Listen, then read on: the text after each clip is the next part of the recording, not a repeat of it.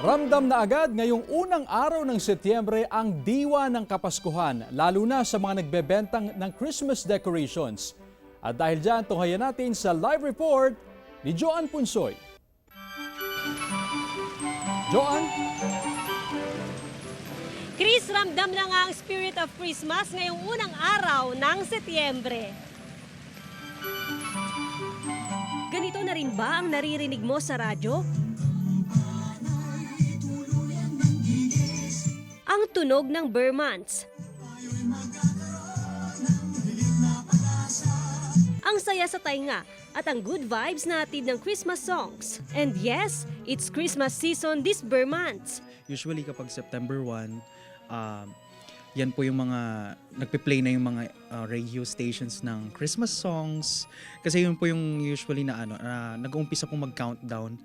Yung nag-iisip na po na ayan papalapit na po ang Christmas, sabi nga po nila.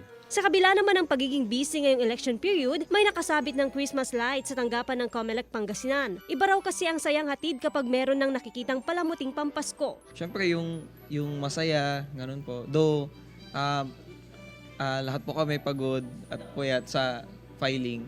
At nag-start naman yung burn na naramdaman ko naman na gusto ko na magtayo ng Christmas tree. Tiyak marami na rin sa ating mga kababayan ang nag-umpisang magpalamuti ng kanilang mga bahay. Sabi nga nila, sa Pilipinas, ipinagdiriwang ang pinakamahabang selebrasyon ng Pasko.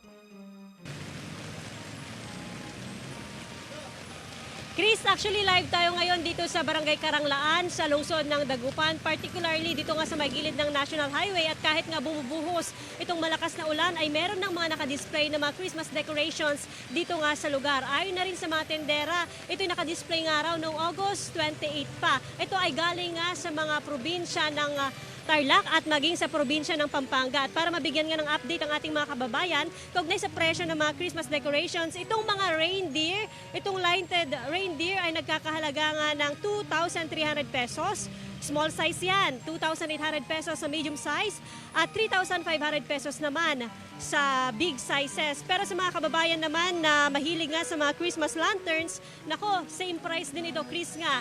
2,300 small size yan ang Christmas lanterns, 2,800 naman sa medium size at 3,500 naman sa big sizes. Mas mataas pa itong presyohan depende nga sa klase, sa disenyo at ng sizes nga. Itong mga nakikita nyo, Chris, ito yung mga kilalang Christmas lanterns na gawa sa kapis. Actually, ayon na rin sa mga tendera, lifetime nga raw na maintenance kapag bumili kayo dito, kapag nasira itong mga Christmas lanterns na binili nyo dito sa lugar. Kumukuti-kutita, ramdam na itong spirit of Christmas dito nga sa Barangay Karanglaan. Pero sa ating mga kababayan naman na nagtitipid, especially kapag papalapit na raw itong Pasko, ay talagang magmamahal pa itong presyo nga ng mga Christmas lanterns. Pwede namang mag-improvise o gumawa na lamang ng simple pero tagos sa puso itong paggawa. Advance Merry Christmas, Chris! Advance Merry Christmas, Joan. Kahit maulan, talagang hindi mapipigilan ng Pasko. Maraming salamat sa iyong live report.